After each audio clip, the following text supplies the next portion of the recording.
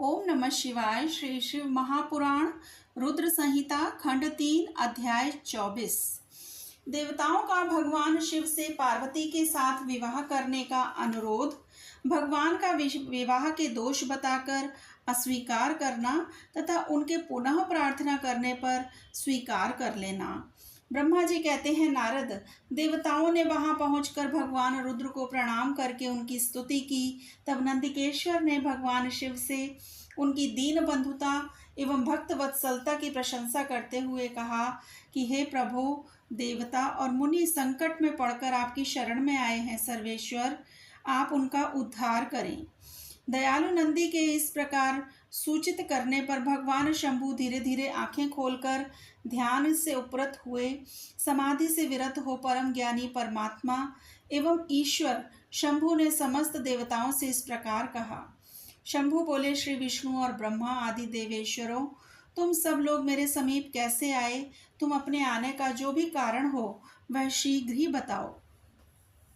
भगवान शंकर का यह वचन सुनकर सब देवता प्रसन्न हो कारण बताने के लिए भगवान विष्णु के मुंह की ओर देखने लगे।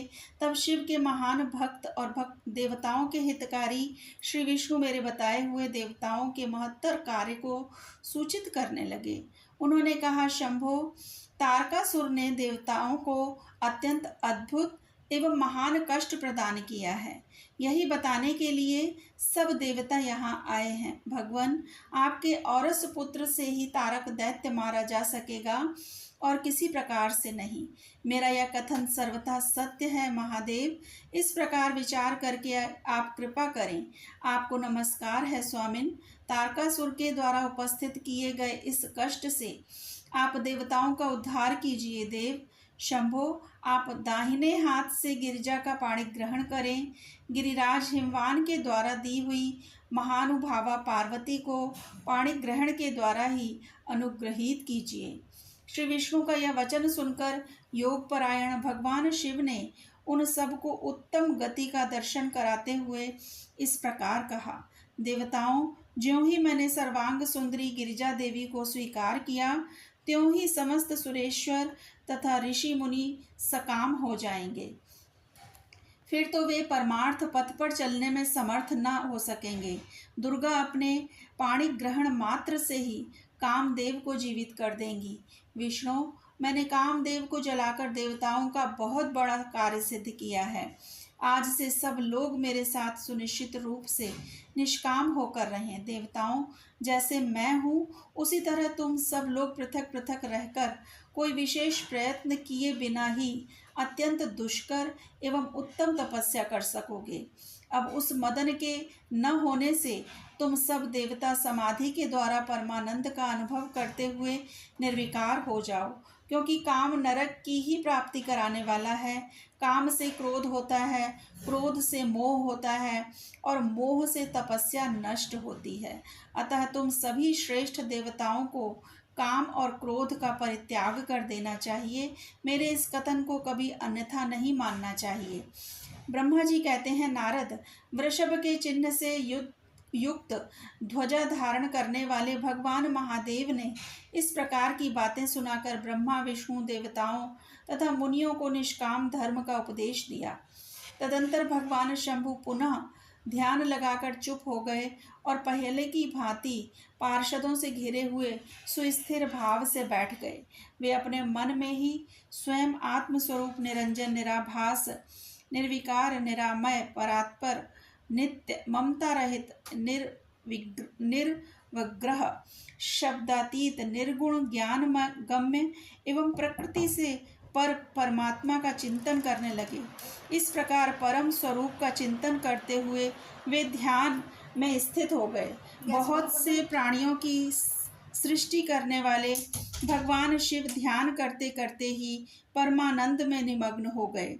श्री हरि एवं इंद्र आदि देवताओं ने जब परमेश्वर शिव को ध्यान मग्न देखा, तब उन्होंने नंदी की सम्मति ली। नंदी ने पुनः दीन भाव से स्तुति करने के लिए कहा। उनकी इस सत्सम्मति के अनुसार देवता स्तुति करने लगे। वे बोले, देव देव महादेव, करुणा सागर प्रभो, हम आपकी शरण में आए हैं। आप महान क्लेश से हमारा उद्धार कीजिए। ब्रह्मा जी कहते हैं, नारद, इस प्रकार बहुत दीनतापूर्ण उक्ति से देवताओं ने भगवान शंकर की स्तुति की। इसके बाद वे सब देवता प्रेम से व्याकुल चित्त हो उच्च स्वर से फूट फूट कर रोने लगे।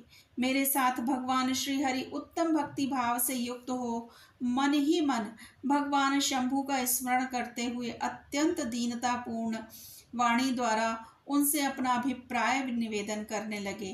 देवताओं के मेरे तथा श्री हरि के इस प्रकार बहुत स्तुति करने पर भगवान महेश्वर अपनी भक्त वत्सलता के कारण ध्यान से विरत हो गए।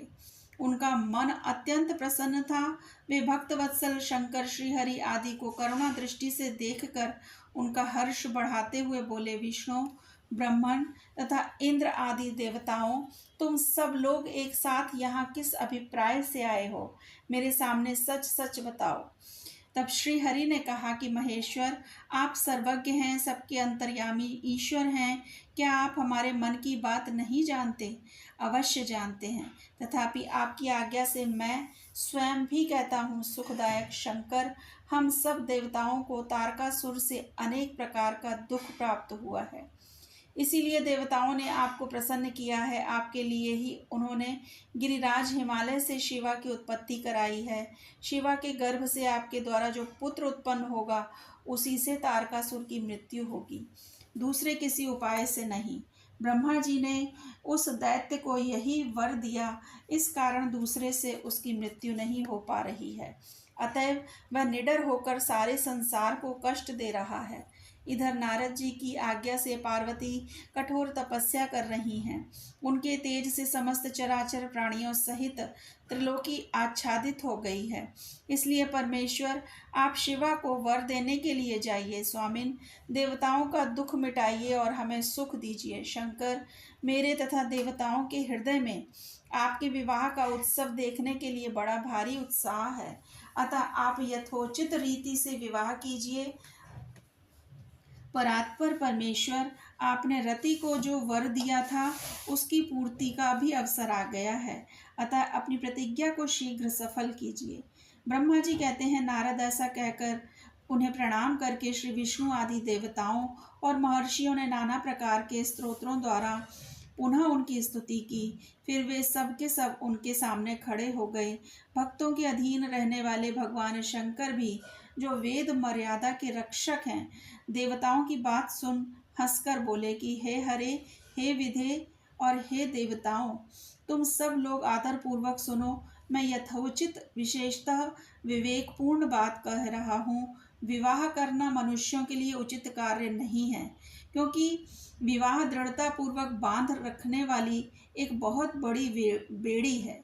जगत में बहुत से कुसंग हैं, परंतु स्त्री का संग उनमें सबसे बढ़कर है।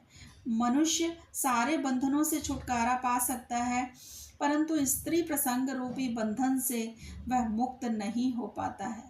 लोहे और काठ की बनी हुई बेड़ियों में दृढ़ता पूर्वक बंधा हुआ पुरुष भी एक दिन उस कैद से छुटकारा पा जाता है, परंतु स्त्री पुत्र आदि के बंधन में बंधा हुआ मनुष्य कभी छूट नहीं पाता।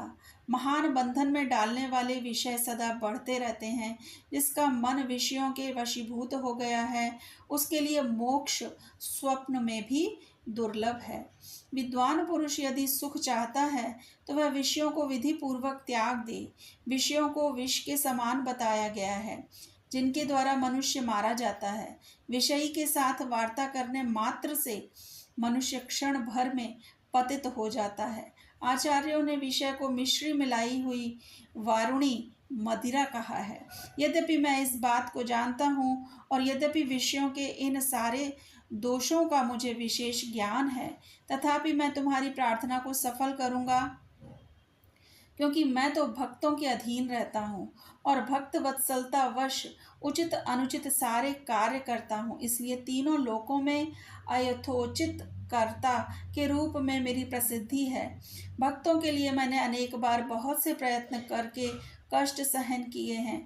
गृहपति होकर विश्वानर मुनि का दुख दूर किया है। हरे विधे, अब अधिक कहने की क्या आवश्यकता। मेरी जो प्रतिज्ञा है उसे तुम सब लोग अच्छी तरह जानते हो। मैं यह सत्य कहता हूँ कि जब जब भक्तों पर कहीं विपत्ति आती है तब तब मैं तत्काल उनके सारे कष्ट हर लेता हूँ। तारकासुर से तुम सब लोगों को जो दुख प्राप्त हुआ है उसे मैं जानता हूँ और उसका हरण करूँगा, यह भी सत्य सत्य बता रहा हूँ। यद्यपि मेरे मन में विवाह करने की कोई रुचि नहीं है, तथापि मैं पुत्रोत्पादन के लिए गिरिजा के साथ विवाह करूँगा। तुम सब देवता अब निर्भय होकर अपने अपने घर जाओ, मैं तुम्हारा कार्य सिद्ध करूँगा। इस विषय में अब कोई विचार नहीं करना चाहिए। ब्रह्मा जी कहते हैं, नारद, ऐसा कहकर भगवान शंकर मौन हो समाधि में स्थित हो गए और विष्णु आदि सभी देवता अपने अपने धाम को चले गए। ओम नमः शिवाय। शिवजी सदा सहाय।